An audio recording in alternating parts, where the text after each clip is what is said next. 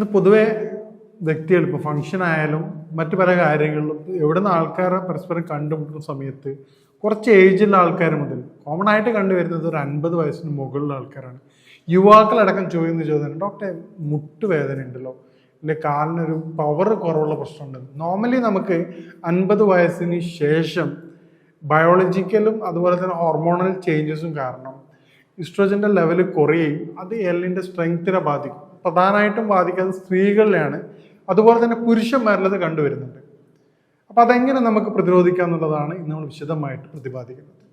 ആദ്യം നമ്മൾ മനസ്സിലാക്കേണ്ട കാര്യം നമ്മുടെ ലൈഫ് സ്റ്റൈല് ചെറുതായിട്ടൊന്ന് ചേഞ്ച് ചെയ്യുക എന്നുള്ളതാണ്.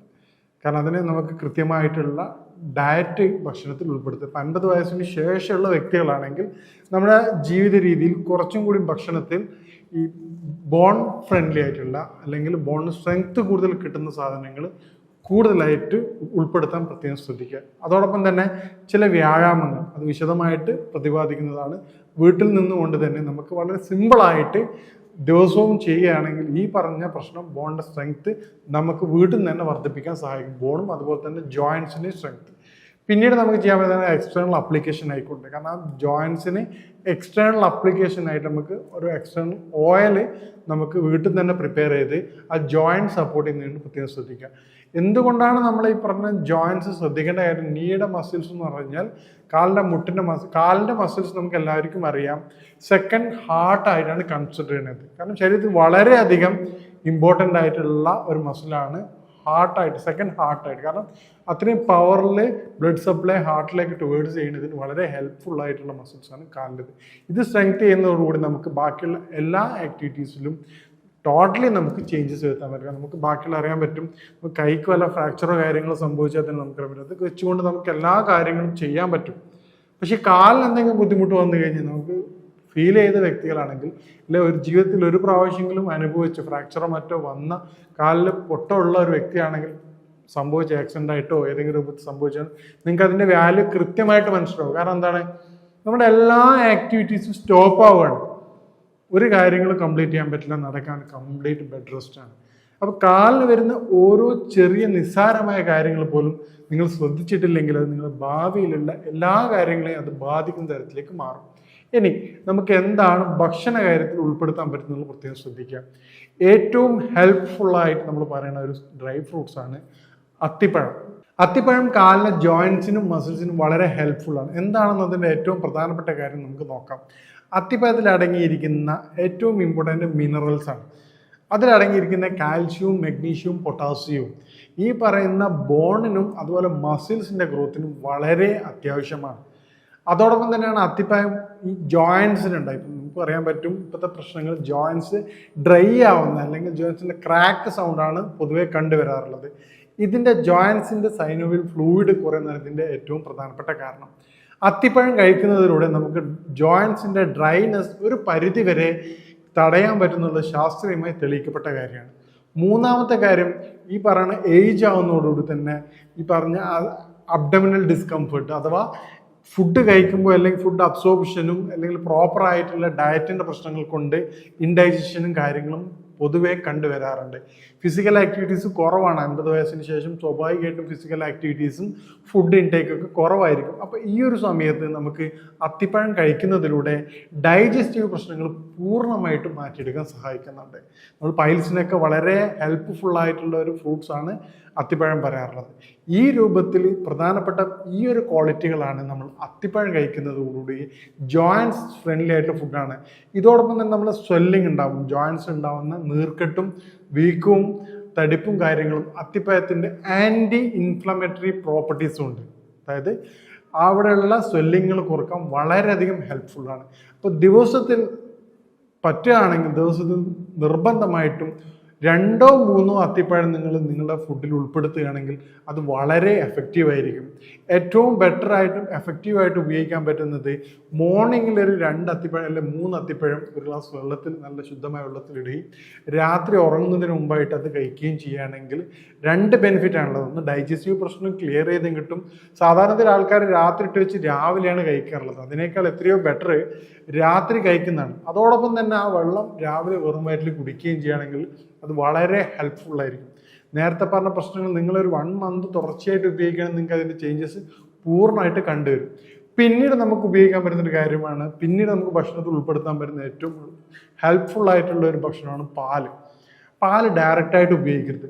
അതോടൊപ്പം തന്നെ പറ്റുകയാണെങ്കിൽ ഒരു 1/4 ടീസ്പൂൺ ചുക്കും ഒരു നുള്ളും മഞ്ഞളും പറ്റുകയാണെങ്കിൽ ത്രിഫല പൗഡറുകൾ ചേർത്ത് ഉപയോഗിക്കുകയാണ്, അല്ലെങ്കിൽ അശ്വഗന്ധ പൗഡർ. നമുക്ക് കോമൺ ആയിട്ട് അറിയാം അശ്വഗന്ധ പൗഡർ.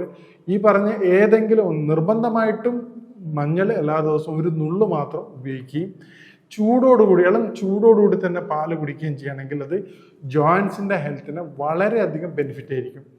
പിന്നീട് നമുക്ക് ഒരു ബെനിഫിറ്റ് ആയിട്ടുള്ള എക്സസൈസ്, കാരണം നമ്മുടെ ഡെയിലി ആക്ടിവിറ്റീസിന് കൂടുതൽ ജോയിൻസിന് സ്ട്രെയിൻ കൊടുക്കാതെ, അതായത് നമുക്ക് ജോയിൻസിന് സ്ട്രെയിൻ കൊടുക്കാതെ ദിവസത്തിൽ തന്നെ 3-4 പ്രാവശ്യങ്ങളായിട്ടുണ്ട് ഡിവൈഡ് ചെയ്തുകൊണ്ട് വളരെ ചുരുങ്ങിയ സമയം, ഒരു 2-3 മിനിറ്റ്സ് അല്ലെങ്കിൽ 5 മിനിറ്റ്സ് എങ്കിലും ജോയിൻറ്റ് ഫ്രണ്ട്ലിയുള്ള എക്സസൈസ്. അതിൽ ഏറ്റവും ബെറ്റർ ആണ് ഫ്ലാറ്റ് ആയിട്ടുള്ള സർഫസിൽ കൂടെ നടക്കാൻ വേണ്ടി പ്രത്യേകം ശ്രദ്ധിക്കുക.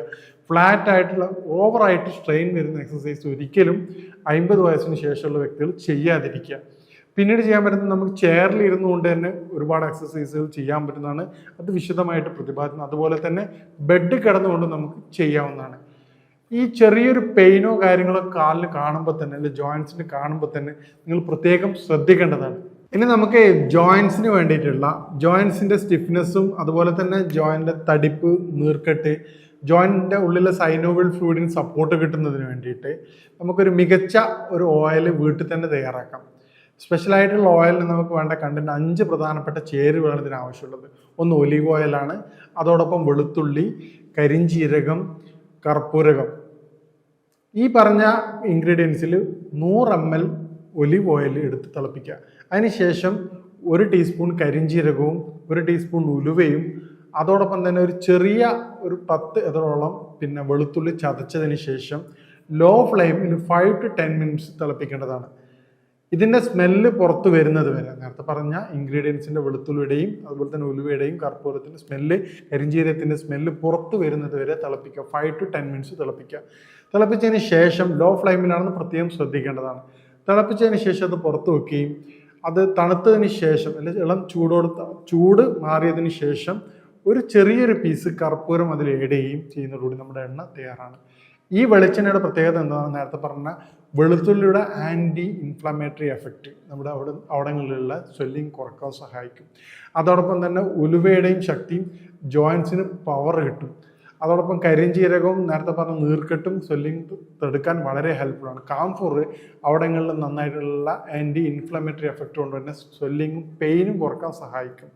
ഒലിവ് ഓയിൽ ആ ജോയിൻസിന് സ്റ്റിഫ്നെസ് കുറയ്ക്കാനും അതുപോലെ സൈനോവിയൽ ഫ്ലൂയിഡിന് ഇന്റേണൽ സപ്പോർട്ട് ചെയ്യാനും ജോയിൻസ് ഡ്രൈ ആവാതെ കാത്തു സൂക്ഷിക്കാനും വളരെ എഫക്റ്റീവാണ്. കാരണം ഒലിവ് ഓയിൽ നമുക്കറിയാം വളരെ റിച്ച് ഇൻ ആൻറ്റി ഓക്സിഡൻ്റ് ആണ്. അപ്പോൾ ഈ പറഞ്ഞ രൂപത്തിൽ നമ്മൾ ഈ ഓയിൽ 1-2 പ്രാവശ്യം ഡെയിലി ഉപയോഗിക്കുകയാണെങ്കിൽ തുടർച്ചയായിട്ട് ഉപയോഗിക്കുന്ന പെയിനുള്ള ആൾക്കാർക്ക് പെയിൻ കുറഞ്ഞു വരുന്നതാണ്. അതോടൊപ്പം തന്നെ ജോയിൻസിൻ്റെ ഈ പറഞ്ഞ സ്റ്റിഫ്നെസ്സും പവറും പ്രയാസങ്ങളും കുറഞ്ഞു വന്ന് വളരെ ഹെൽത്തി ആയിട്ട് നിൽക്കാൻ വേണ്ടി നമ്മൾ സഹായിക്കുന്നതാണ്.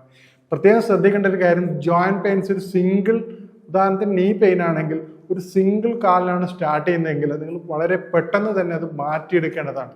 കാരണം നമ്മൾ ട്രീറ്റ് ചെയ്യാതെ മാറ്റി വെക്കുമ്പോൾ എന്താണ് സംഭവിക്കുന്നത് പറഞ്ഞാൽ തൊട്ടടുത്ത കാലിലും ആ ഒരു പ്രയാസം തുടങ്ങും.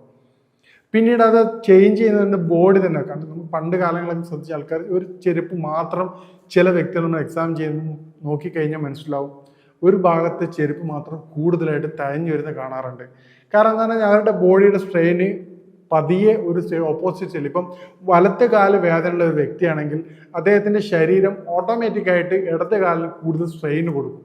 ഈ ഇടത് കാലത്ത് ഓവറായിട്ട് സ്ട്രെയിൻ കൊടുക്കുന്ന സമയത്ത് പിന്നീട് കുറച്ച് കഴിയുമ്പോൾ ഒരു 1 year ഒക്കെ ആകുമ്പോൾ തന്നെ എന്ത് ചെയ്യും, വലത് കാലിൽ അതേ പെയിൻ ഇല്ല, ഒരു പക്ഷെ അതിനേക്കാൾ ഓവറായിട്ടുള്ള പെയിന് ഇടത് കാലിന് സ്റ്റാർട്ടാകും. അതോടുകൂടി എന്തായി 2 കാലിന് പെയിൻ സ്റ്റാർട്ടായി, അയാൾ സീഡാവാൻ തുടങ്ങും. അപ്പോൾ പിന്നീട് എന്ത് ചെയ്യും, ബാക്ക് പെയിനൊക്കെ സ്റ്റാർട്ട് ചെയ്യും. പിന്നീട് അത് ബാക്കിൽ നിന്ന് കാലിൻ്റെ പുറകിലൂടെ ഇറങ്ങി ഷിയാറ്റിക് പെയിനായിട്ട് മാറും. അപ്പം നമുക്ക് സ്റ്റാർട്ടിങ്ങിൽ തന്നെ ഏജ് ഒക്കെ ആവുന്ന സമയത്ത് സ്റ്റാർട്ടിങ്ങിൽ തന്നെ പെയിൻ ഉണ്ടാകുകയാണെങ്കിൽ വളരെ സിമ്പിളായിട്ട് ട്രീറ്റ് ചെയ്യുകയാണെങ്കിൽ, ട്രീറ്റ് ചെയ്യാതെ ഒഴിവാക്കുന്നതിന് പകരം സിമ്പിളായിട്ട് ട്രീറ്റ് ചെയ്യുകയാണെങ്കിൽ നമുക്ക് എന്ത് ചെയ്യാൻ പറ്റും, അത് പൂർണ്ണമായിട്ടും വളരെ എളുപ്പത്തിലൂടെ മാറ്റിയെടുക്കാൻ പറ്റും. നേരത്തെ പറഞ്ഞതുപോലെ നമ്മുടെ ഡയറ്റിൽ, ഭക്ഷണത്തിൽ ഏറ്റവും കാൽസ്യം റിച്ച് ആയിട്ടുള്ള മിനറൽസ് ഉള്ള ഏറ്റവും സുഗമമായിട്ട് നമുക്ക് ചെയ്യാൻ പറ്റുന്നത് ഗ്രീനി ലീഫ് വെജിറ്റബിൾസ് കൂടുതലായിട്ട് ആഡ് ചെയ്യാം. അത്യാവശ്യം പിന്നെ ആട്ടിറച്ചി ഭക്ഷണത്തിൽ ഉൾപ്പെടുത്താൻ സഹായിക്കും. ക്വാണ്ടിറ്റി കുറച്ചുകൊണ്ട് ഹെൽത്തി നിർബന്ധമായിട്ടും പാൽ കുടിക്കുമ്പോൾ നേരത്തെ പറഞ്ഞ പോലെ എന്ത് ചെയ്യണം, ആ ഒരു രൂപത്തിൽ തന്നെ പാൽ കുടിക്കാൻ പ്രത്യേകം ശ്രദ്ധിക്കുക. അതും ഇളം ചൂടിൽ കുടിക്കാൻ പ്രത്യേകം ശ്രദ്ധിക്കുക. അതുള്ള മഞ്ഞൾ നിർബന്ധമായിട്ട് ഏഡ് മതി. ഈ പറഞ്ഞ ഡൈജസ്റ്റീവ് പ്രശ്നങ്ങൾ ക്ലിയർ ചെയ്യാൻ സഹായിക്കും. അതോടൊപ്പം തന്നെ പാൽ കുടിക്കുമ്പോൾ നേരത്തെ പറഞ്ഞ പോലെ ഒരു നുള്ള് അല്ലെങ്കിൽ ഒരു 1/4 ടീസ്പൂൺ അശ്വഗന്ധ കുടിക്കുന്നത് ഈ പറഞ്ഞ ബോണിന്റെ സ്ട്രെങ്ത്തിനും ഈസ്ട്രജൻ ലെവൽ വർദ്ധിപ്പിക്കാൻ സാധിക്കും. ഈസ്ട്രജൻ ലെവൽ നേരത്തെ പറഞ്ഞാൽ എന്താണെന്ന് പറഞ്ഞാൽ ഏറ്റവും ഹെൽപ്ഫുൾ ചെയ്യണത് ഈ ബോൺ ടിഷ്യൂസിന്റെ ബ്രേക്ക് ഡൗൺ അത് കുറക്കും. ഈ പറഞ്ഞ കാര്യങ്ങളൊക്കെ ബോൺ ടിഷ്യൂസിന്റെ സ്ട്രെങ്ത് വർദ്ധിപ്പിക്കുന്നതെന്ന് അതിൻ്റെ ഓരോരോ ആക്ടിവിറ്റീസിലും ഉൾപ്പെട്ടുകൊണ്ടാണ്. ഉദാഹരണം നേരത്തെ പറഞ്ഞ വെളുത്തുള്ളിയുടെ ആക്ഷൻ വരുമ്പോൾ അതിൻ്റെ ചൂടും ഉലുവയുടെ ഇതും കൊണ്ട് ആൻറ്റി ഇൻഫ്ലമേറ്ററി ആക്ഷൻ വരുന്നത് അവിടെ നീർക്കെട്ട് കുറയാൻ സഹായിക്കും. അതാണ് ഓരോ തരത്തിലാണ് ഇതിൻ്റെ എഫക്റ്റ് ആയിട്ടാണ് നമ്മുടെ കോമ്പൗണ്ട് എഫക്റ്റ് നമുക്ക് കിട്ടുന്നത്. അപ്പോൾ ഈ രൂപത്തിൽ നമ്മൾ ശ്രദ്ധിക്കുകയാണെങ്കിൽ നമ്മുടെ മുട്ടിൻ്റെയും അതുപോലെ തന്നെ ബോണിൻ്റെയും സ്ട്രെങ്ത് നമുക്ക് വീട്ടിൽ വെച്ച് തന്നെ വർദ്ധിപ്പിക്കാൻ പറ്റും. ചെറിയ പ്രയാസങ്ങൾ കാണുകയാണെങ്കിൽ നിങ്ങൾ ഉടനെ ചികിത്സ തേടിക്കൊണ്ടത് പൂർണ്ണമായിട്ടും മാറ്റിയെടുക്കാൻ സഹായിക്കുന്നതാണ്. വൈകി വെച്ച് കഴിഞ്ഞാൽ നേരത്തെ പറഞ്ഞതുപോലെ അത് ഒരുപാട് കോംപ്ലിക്കേഷനിലേക്ക് പോകും. വളരെ എളുപ്പം ചെയ്ത് പൂർണ്ണ ആരോഗ്യവാനായിട്ട് നിൽക്കാൻ വേണ്ടി പ്രത്യേകം ശ്രദ്ധിക്കുക. ഇനി മറ്റൊരു ഹെൽത്ത് വിഷയവുമായിട്ട് കാണാം. നന്ദി.